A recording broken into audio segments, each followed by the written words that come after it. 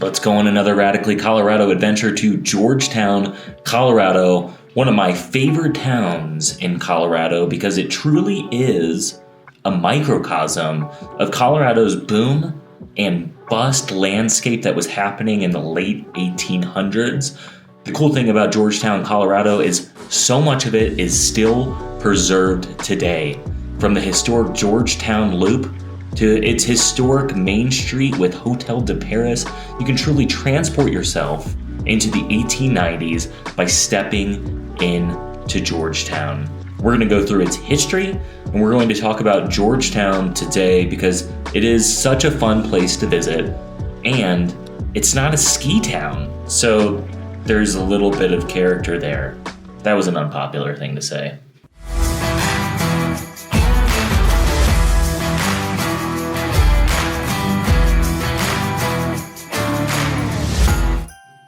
Georgetown, I guess, is kind of a Christmas town. There was a movie that was filmed here for Christmas. Next Sunday, the town was a dream come true. Everyone I've met believes in Santa Claus. And I guess it's just stuck. So we go and visit for one of its festivals around Christmas time. And Georgetown's this amazing, amazing town where you're stepping into the past. This walk that we're taking right here is really neat because where we came across Clear Creek, that was where the railroad depot was. So this walk-in that we're doing on Rose Street would have been like the walk that you would have taken if you would have got off at the Colorado Central and subsequently walked into Georgetown after that. And imagine just coming up here on a hot day from Denver and getting a glimpse of this. You'd probably want to be here, right?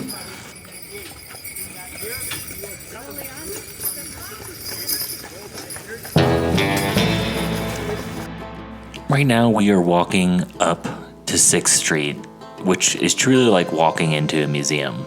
Just like, I just got transported to this era right here, but I'm in Georgetown, Colorado, and the year is 2000. Well, I guess this was filmed in 2025, some of it in 2026. This is a living museum, which so many places are in Colorado, a place that transports you to the past. But this one's different because it's been preserved. It's been lived in. It's gone through chapters. And you can feel the life that is still breathing in Georgetown, in its residents that you talk to, and the people that visit and the way that they look when they walk on 6th Street here. Georgetown is not just a historical museum. It's bringing history into right now. It begs us to ask the question, how was life in the time of the early Coloradan?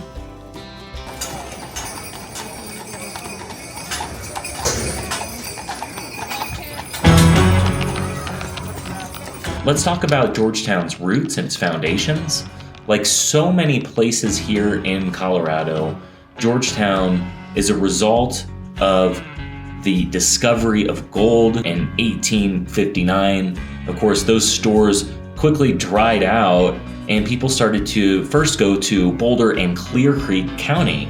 Clear Creek County is where Georgetown's at, so it's really at the precipice of this early gold mining, and that's where this town gets discovered. George Griffith, which is where Georgetown gets its name from, sees promising opportunity in this valley on Clear Creek.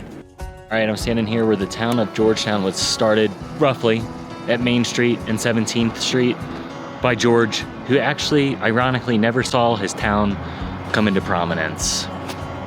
So, poor George. George and John Griffith were miners, and during the 1859 gold rush, the Pikes Peak gold rush here in Colorado, they were on their way to the Black Hawk Central City area, which was one of the first mining areas before Georgetown.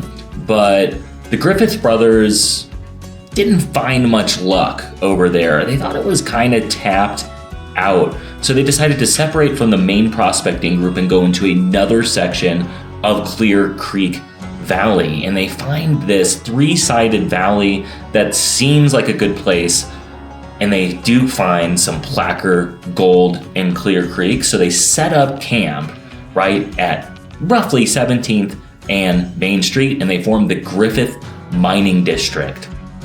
The Griffith Mining District, like so many other mining districts in Colorado, had an array of problems. The unfortunate reality for the Griffith brothers was it was hard to start a town.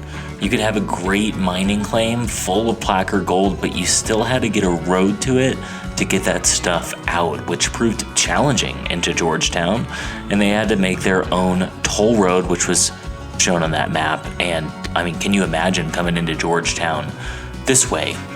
On top of that, the placer gold was running dry, and it was really tough to figure out how to smelt the gold and get the silver out of these mountains. Due to demand not being high because of the Civil War, George packed up and left 2 years before the silver boom.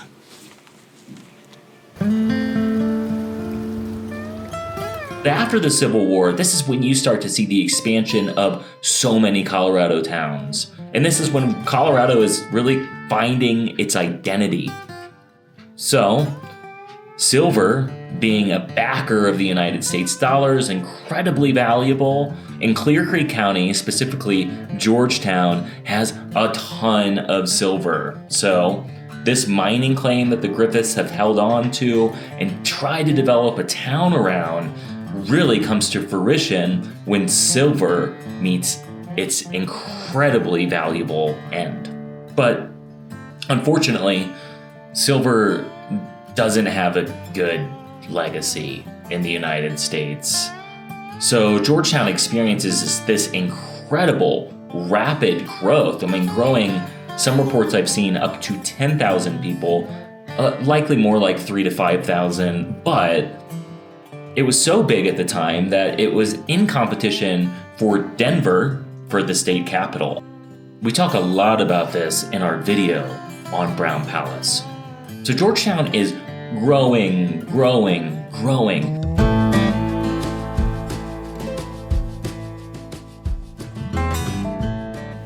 Let's take a step into Georgetown's past. Fortunately, there's a lot of photo documentation of Georgetown since it was a more populated town. Here's the Hotel de Paris, a Catholic school, one of the many schools in Georgetown. There was a few, and there was a lot of these saloons. You had to get your liquor after a good day's work, and a nice big schoolhouse went up in the 1890s as well, which we drive by here on House Street, and we go by a couple of the historic churches. There's of course plenty of lodging for the miners coming into town, and I loved this picture, this grocery store, because this is right after 1893, and you see a sign in the back that says that they're only accepting money, because a lot of people would have had silver then. Well, they weren't accepting that. It was pretty much valueless at that time. Here's the Louis Cohen shoe store right next to the Warner's dry good store. Here's some gentlemen outside what would later be labeled a museum, which we walk by. Now we are entering Mrs. Wood's bookstore, another store here on 6, and a clothing store. So much simpler than now. Here we are in Block Mercantile, and I love all the lamps in these places, the old gas lamps until they brought electricity in. Here is the Pease store in Georgetown, and here we are in another clothing store. Here's a shop that was owned by these 4 women, and this was a chair maker. During this time period, the entrepreneurial drive in the United States was significant. Georgetown being a microcosm of that, people weren't only coming out here trying to get their fortune by mining. Some of the real business was around servicing the miners. The Colorado Central Railroad comes from Golden in the 1870s. This big silver boom is happening in the 1870s, 1880s, and that's when we see a lot of lore in Georgetown. Let's talk about some notable Georgetown residents. At the center of the silver economy in Georgetown is one man named William Arthur Hamill, who is quite famous here in Colorado for running the Republican Party, being a senator in it, and keeping it united when the Republican Party was split into two factions in the United States. Hamill made a lot of money mining silver and has one of the most beautiful Victorian homes in Georgetown, and Georgetown is full of beautiful Victorian homes. That one was turned into a museum, and I'm really looking forward to going there someday. One of my favorite residents is Charles R. Fish, who started the Bank of Clear Creek County and designed the fish block on 6th, which has Ophelia's, and used to have the Ram Bar, which hosted stars like Duke Ellington, just to name one. This place is pretty famous, and Charles R. Fish was an entrepreneur of entrepreneurs, starting a bank, and according to the lady in Ophelia's, a saloon right next to it, so that way you could get drunk and then get more money to get more drunk. You see this bar at the entrance here. It's actually the oldest bar in the state of Colorado. Fish brought it here from France. It was constructed in the 1700s. Brought it all the way to Georgetown on an oxen cart. So a lot of labor of love to get people the best drink in Georgetown. This guy passed away, and there was a notorious murder in town. His son's wife, who was apparently like 200 pounds, poisoned his son. It was declared a suicide, and then the servant from the house came and testified from Sedalia, Missouri, and said that she poisoned him. So pretty interesting history there. Poker Alice, who frequented the Rocky Mountains in the late 1800s and beat a bunch of men at poker, claiming prizes in excess of $6,000. She claimed to win $25,000 one night. Beat a lot of silver miners and silver businessmen in Georgetown, and was known to frequent the saloons there until she left Colorado after being acquitted of a murder, and then started a brothel compound in what is now known as Sturgis. We saved one of the best for last. With a great elegant town comes the need for a great elegant hotel, and that was the Hotel de Paris, founded by Louis Dupuy, which wasn't actually his name. I mean, this guy started a hotel in this town, came up with this amazing food menu. This place belonged in Paris. It didn't belong in Georgetown. And it turns out when the guy died, they figured out that Louis Dupuy wasn't his name at all. In fact, he was a deserter. He didn't participate in the Civil War, and when he died, it came out that his name was actually Adolphe Francois Girard. Despite him lying about his identity, he put a mark on Georgetown, and the Hotel de Paris is a museum today, and here's the walkthrough that we're looking at from their website. In Colorado, there was so much wealth to be made. That's why you would see these overnight towns pop up to service a mining industry until that mine would dry out, or until the economy moved past the particular thing it was mining and it's no longer valuable anymore. Georgetown was a great example of all of these businesses popping up and all of these entrepreneurs coming in, opening saloons, opening general stores, opening this awesome bookstore here, opening all sorts of stuff, because Georgetown at this point isn't what it is today, which is a tourist town, and it's got all these fun stores and stuff, but mostly it's serving tourism. Georgetown is a real functional town at this point. It's serving the mining industry, which is bringing in a ton of resources to this area. So the challenge for the Denver business elite was, how do we get these minerals out of the Rocky Mountains? And of course, the answer in the late 1800s was the rail. The problem was railroads weren't significantly structured or had the engineering capacity at this time to enter into the mountains. So the narrow gauge railroad was designed and eventually brought to Georgetown. But getting from Georgetown to Silver Plume and beyond posed a challenge. So Georgetown and its railroad was one of the large engineering feats of the United States railroad industry at this time. Since it was too steep of a grade to get from Georgetown to Silver Plume, they created a loop that worked with the grading and extended the track length so that way the grading wasn't as significant.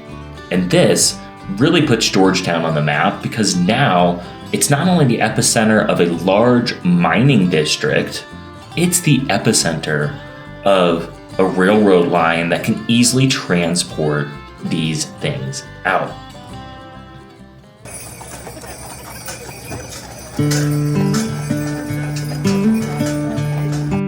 Everything was going great for Georgetown and a lot of Colorado towns until 1893. 1893 changes the whole face of the economy, because Sherman now backs the United States dollar by only gold and removes silver as a backing for the United States dollar, which of course makes silver virtually worthless overnight.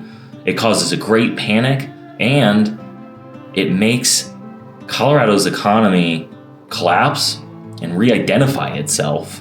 And this includes Georgetown. So Georgetown, which was this huge town, now dwindles into almost nothing. And it's really sad to see the photos of Georgetown before tourism took its firm grip in the area. And that's because this town was almost gone. A lot of historic structures were lost in this time period between the late 1800s after 1893 and before the automobile, when Georgetown, once again because of Interstate 70, reaches some prominence and some significance. Unfortunately, Georgetown starts to decay during this time period. And that is all because of the way that the United States dollar was backed. It completely devastated a whole section of the United States economy, particularly in the Rocky Mountains. And as we go into the early 1900s, we have World War I, we have World War II, and other things are more important, like mining stuff that makes ammunition. So silver really takes a back seat in the United States after 1893, and a lot of these places that were built on proceeds of silver, we did a video on Nederland, which is another one of these places, Gold Hill, which is another one of these places. So a lot of these places that are sprinkling the Rocky Mountains now are no longer during this time period. And it takes really until the automobile and more tourism for a lot of these areas to reach any sort of prominence and have any sense of historical preservation.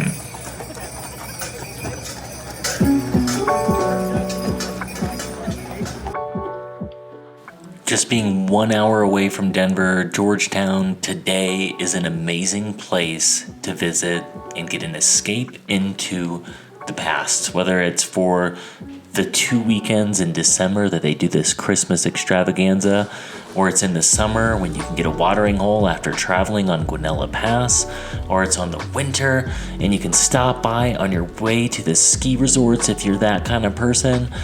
Georgetown's a great little spot for you to stop by. It's family friendly, there's great parks, there's great walking, and if you have a little bit of time, just sit back and enjoy the history that you're being immersed in.